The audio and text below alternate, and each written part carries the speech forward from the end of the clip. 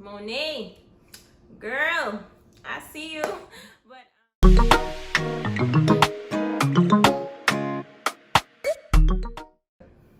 hey guys, welcome back to our YouTube channel. My name is Cassell. Hi guys, welcome to CK Watch Corner. My name is Carlin. On here we do reviews for movies and TV shows. So if you like content like this, please hit the subscribe button and notification bell. Okay guys, so today we are reviewing Power Book 2, Episode 3. So we will dive right in. So the first highlight that I wanted to point out from this episode is we see that there's like a little bit of an issue going on in Monet's and Lorenzo's organization. So one of their members, he's been a little bit reckless, being like online, showing off like how much money they're making. So it's like bringing a lot of attention to their organization.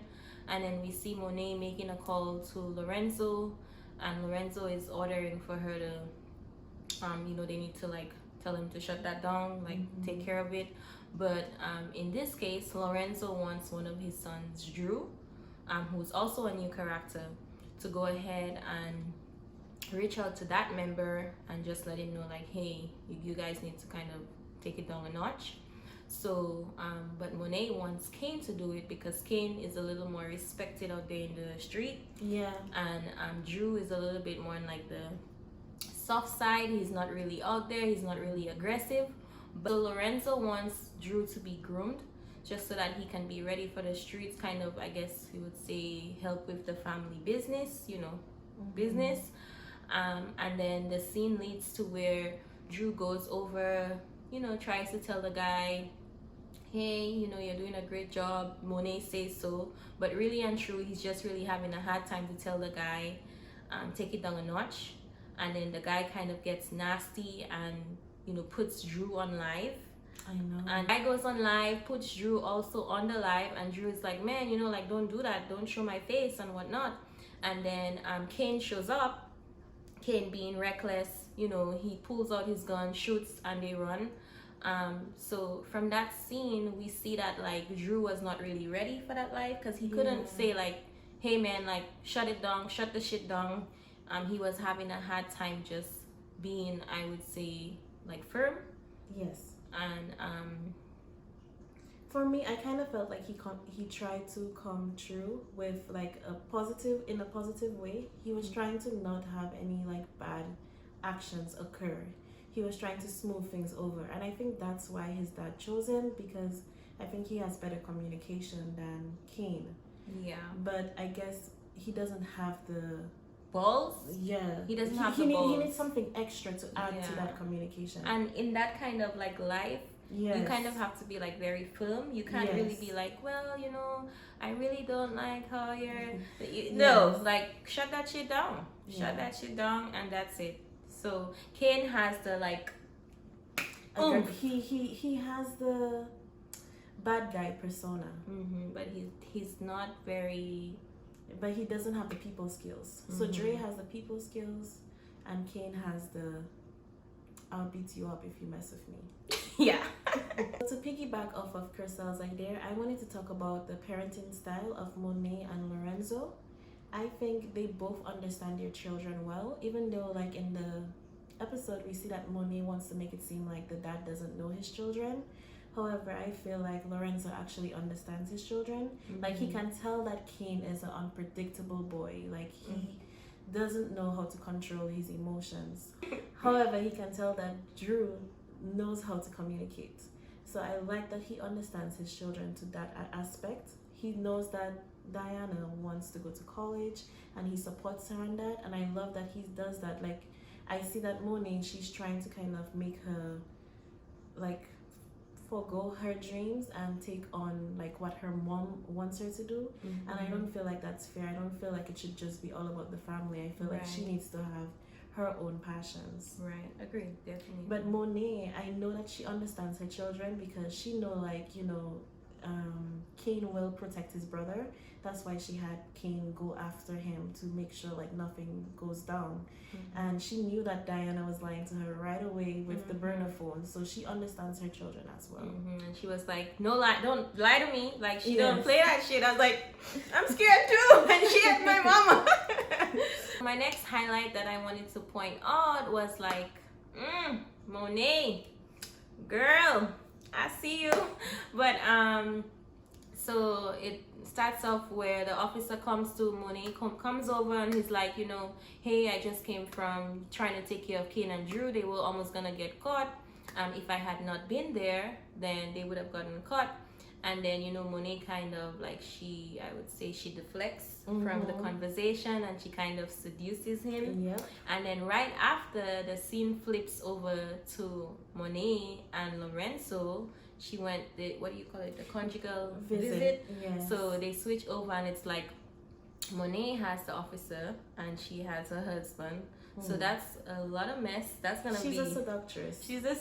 But that's gonna be messy if Lorenzo finds out, because I'm sure he don't play by his woman. I agree. Yeah. In this episode, we see a lot of different romantic entanglements. So like Crystal was saying, there's Monet with her men, but we also see Professor Reynolds with a college student. I was not expecting that, because he comes off as the type of professor, like, you know, he's got his stuff together.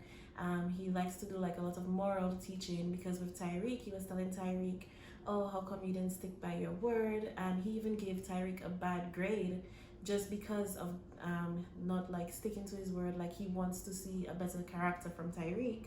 However, with him, we're not seeing that. Like, what? You're having an affair with a college student? You're the same person that was just playing well, in Dominica we say playing part when somebody's like acting. So for me, I was just like, I don't really like how he's talking but he's not walking the how does the saying go? He's not walking his talk, walking the talk. So, and then he's not let me try again. He's talking but he's not walking the walk. Let's just say that. Walking the talk. He's talking but he's not walking the talk. Let's just say that. Yeah, agreed. And then it was so awkward when Professor Carrie came in the other room and she could have heard the entire I would not be able to. I would not be okay. I would do the same as her. I would leave that room. I think it maybe will help her get over him, because she's having a hard time to get over him. So it just maybe one more thing so she can kind of resent him. Yes. So in a sense, it would kind of help her. That's true. Yeah. Okay. So another highlight that I wanted to mention was the mock trial for Tasha. We see that her lawyer puts her on the stand with a mock judge, a mock jury, and everything. And you know, on her first attempt, she did great. She went with the story, like how she got, you know, to be in this position. She was a young girl, and then, you know, she was with ghosts, and how she pretty much was being manipulated by him throughout everything, and she was doing the accounting, doing so and so, you know, in his organization. And then we see that they gave her a second attempt for the trial, but this time they brought Tamika in, and Tamika is just going in on her, asking her a bunch of questions. You know, she was like not anticipating, but all the answers to the questions, it's kind of making her look guilty. Yes. Because she is just not prepared. Agreed.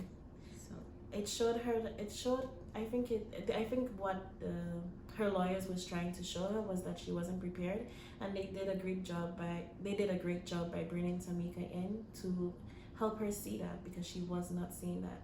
And for me, I kind of saw it as a way for Tamika to come in to help her case, because I think she would be a great lawyer for Tasha. She knows the case in and out. I think she'll be able to give Tasha points and tips on how she can do well in her case. Right, agreed. Closer to the end of the episode, Tariq gets Monet to come over, and Monet is thinking that she's gonna come see Zeke, but you know, it's Tariq setting up like an unexpected meeting with Monet, and we see that Tariq is showing Monet, hey, like I can help you. I can, you know, and Monet is kind of trying to play it off like, what are you talking about? There's no criminal activity going on. But he pulls out a bag of money, shows Monet like It took me a very short while to get this money together. Like I can do this. But I think Tariq is kind of playing with fire, because really and truly he doesn't know Monet, he doesn't know Lorenzo, he doesn't know these people. He just saw a glimpse of what he think he knows. So it's kind of a dangerous game, just getting like more entangled again in everything. For me, I'm trying to understand the angle that Tyreek is playing at, because I think sometimes people underestimate Tyreek, because like in I think sometimes people underestimate Tariq, because Kanan, I feel like Kanan was one of the characters in like the previous seasons of Power that underestimated him, because he never saw Tyreek killing him, just like his father Ghost never saw his son killing him either. So for me, I'm kind of wondering, like, maybe Tariq might hold on. For me, I'm kind of wondering that maybe Tariq might have the upper hand, because in this case it looks like Monet does, but you never know, like he could be underestimated, and I think that's his strength. Yeah, I agree with you kind of, but then we see where Lorenzo makes a call to Tasha, and he's like, you know, like if anything goes wrong, like Tariq dies. Yes. So he is playing with fire. I do agree he's playing with fire, but I see that he always have a way of coming out of it. So that's why I'm curious to see where things go. Yeah. So we're definitely looking forward to the next episode. Yes. I'm sure things are gonna get more heated. How would you rate this episode? I feel like it could have been. I felt like the first episode so far was the best, so I would give it a 7 out of 10. For this one? Yes, for this one. Yeah, I think I'd have to go along with you, about a 7, a little over a 7. 7 out of 10. And the only reason I'm giving it a 7 is because I know they can do better, because I think episode 1 was a 10 out of 10. Right. So because I know they can do better, I'm looking forward to seeing where the future episodes lead us. Right. I feel like it was a little bit slower.